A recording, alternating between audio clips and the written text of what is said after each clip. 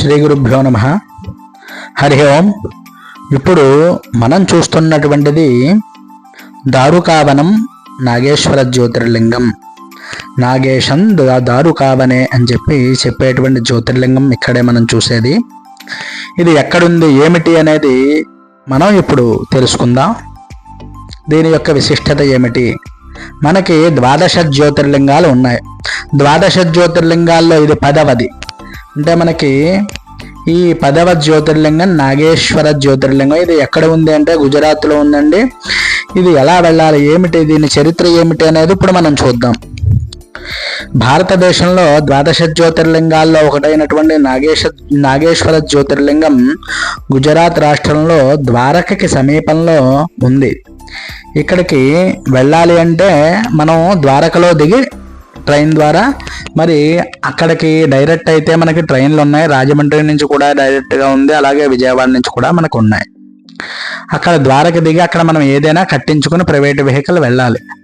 Government బస్సులు అంటే ఇక్కడ పంచద్వారకలు ఇవే వెళ్ళేటువంటి బస్సులు కూడా ఇక్కడికి వెళ్తాయండి. అలా కూడా మనం వెళ్ళొచ్చు. ఆటో అయితే చాలా సులువుగా వెళ్తుంది. మనం ఇప్పుడు చూస్తుందే ఈ యొక్క శివాలయం. చాలా అద్భుతమైనటువంటి శివాలయం అండి. పూర్వం అయితే సుమారుగా ఒక 20 సంవత్సరాల కిందట చాలా అడవి ప్రాంతంగా ఉండడమే కాకుండా చాలా చిన్న శివాలయం అయితే ఉండేది. అప్పుడు కూడా మనం చూసాం. ఇప్పుడు దీన్ని నూతనంగా నిర్మించి చాలా సువిశాలంగా సుందరంగా నిర్మించినటువంటి దేవాలయం చాలా అద్భుతంగా ఉంటుంది. దీని యొక్క విశిష్టత ఏమిటి అంటే ఆలయ విశిష్టత, అవి కూడా పురాణ గాథలు ఏమిటి, ఈ స్థల మహత్యం ఏమిటి అనేది ఇప్పుడు మనం చెప్పుకుందాం. మరి పురాణ ప్రస్తావన ఏమిటి అంటే దారుకావనం అంటే దారుక అనేటువంటి ఒక రాక్షసుడు ప్రాచీన కాలంలో సముద్ర తీరంలో ఒక సుందరమైనటువంటి అడవి ఉండేది. దానిని దారుకావనం అని పిలిచేవారు. అక్కడ ఋషులు తపస్సులతో యజ్ఞాలు యాగాలు అన్నీ కూడా చాలా అద్భుతంగా చేయడంతో ఆ స్థలం అంతా కూడా ఎంతో తేజస్సుతో ప్రకాశిస్తూ ఉండేది. అక్కడ అనేకమైనటువంటి మునులు ఋషులు మొదలైనటువంటి వారందరూ కూడా సాధు సంతులు అందరూ కూడా నివసిస్తూ ఉండేవారు. ఆ సమయంలో ధరకుడు అనేటువంటి ఒక రాక్షసుడు తన భార్య నాకిని సహా ఆ అడవిలో ప్రవేశించి మునులపై అనేకమైనటువంటి దుర్మార్గాలు దుశ్చర్యలు అన్నీ కూడా చేసేవాడు ఈ యొక్క ధరకుడు. అంతేకాకుండా శివుని అనుచరుడుగా సర్పాలకు రాజుగా విరాజిల్లేటువంటి నాకినీ దేవిని ఆరాధిస్తూ శివుని అనుగ్రహాన్ని పొందాడు. ఈ యొక్క శివుడు అనుగ్రహంతో ధరకుడు భయంకరమైనటువంటి శక్తిని పొంది అది అతనికి అభిమానం కలిగించి మునులపై దౌర్జన్యాలు చేయడం ప్రారంభించి తపస్సు చేస్తున్నటువంటి ఋషులందరినీ కూడా బంధించి వారికి విఘాతం కలిగిస్తూ ఉండేవాడు. దాంతో ఋషులంతా కూడా భయభ్రాంతులతో గురై బ్రహ్మదేవుణ్ణి అలాగే విష్ణుమూర్తిని కూడా ఆశ్రయించారు. చివరికి వారందరూ కూడా పరమేశ్వరుని ప్రార్థించగా వారి యొక్క ఘోరమైనటువంటి తపస్సుకు మెచ్చినటువంటి పరమేశ్వరుడు మరి ప్రత్యక్షమై వాళ్ళకి రక్షణను కల్పిస్తాను అన్నాడు. ఏ విధంగా అంటే ఆ యొక్క మునుల ప్రార్థనతో కరుణించినటువంటి ఆ యొక్క శివుడు ఆ నాగేశ్వర స్వరూపంలో ఆ దారుకావనంలో ప్రత్యక్షమయ్యాడు. శివుడి తేజాన్ని తట్టుకోలేక ధరకుడు మరి సంహరింపబడతాడు. ఆ సమయంలో అక్కడ ఉన్న మునులు ఋషులు దేవతలు గంధర్వులు యక్షులు అందరూ కూడా సమేతంగా శివుణ్ణి స్తుతిస్తూ ఉంటారు. శివుడు అక్కడ జ్యోతిర్లింగ స్వరూపంలో స్థిరమైపోయి ఉన్నాడు అక్కడ. అప్పటి నుండి ఆ స్థలానికి నాగేశ్వర అని పేరు నాగేశ్వర జ్యోతిర్లింగంగా ఏర్పాటైంది. నాగేశ్వర అనే పదానికి అర్థం ఏమిటి అంటే నాగా ప్లస్ ఈశ్వర. నాగా అంటే ఏంటంటే సర్ప, అంటే నాగా ప్లస్ ఈశ్వర అనేటువంటి కలయిక కాబట్టి ఇది సర్పాలకు అధిపతిగా కూడా ఉన్నదానికి సంకేతంగా ఉంటుంది. అంతేకాకుండా ఈ స్థలానికి వేరొక కథనం ప్రకారం ఇంకొక కథ కూడా ఉన్నది. ఏమిటి అదంటే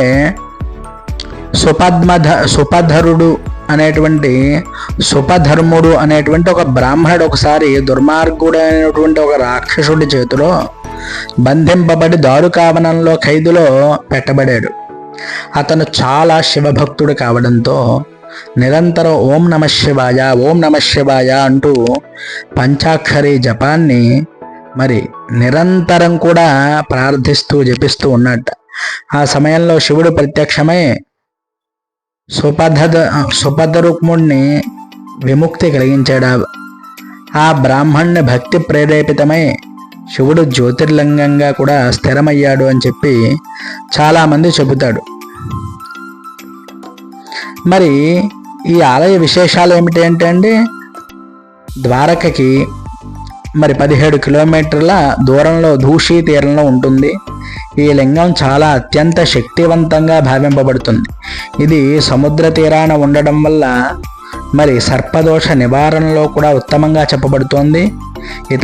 ఇతర మనకి అనేక ఈ యొక్క 12 లింగాల్లో కూడా జ్యోతిర్లింగాల్లో చాలా విశేషమైనదిగా ఏమిటి దీనికి అంత విశిష్టత అంటే అండి, ఇతర జ్యోతిర్లింగాల కన్నా కూడా భిన్నంగా ఈ లింగం పశ్చిమ దిక్కుకి అంటే పడమర దిక్కుకి చూస్తూ ఉంటుంది. ఇది చాలా అరుదైనటువంటి లక్షణం.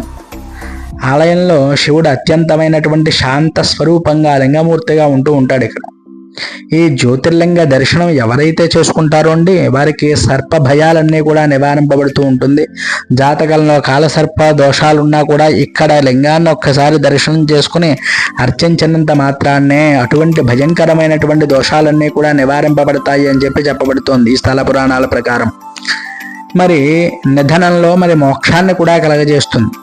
అంతేకాకుండా నవరత్నాల వంటి సుఖాలను కూడా ఈ లింగం ప్రసాదిస్తుంది అని చెప్పి చాలా ప్రధానంగా చెప్పబడుతోంది.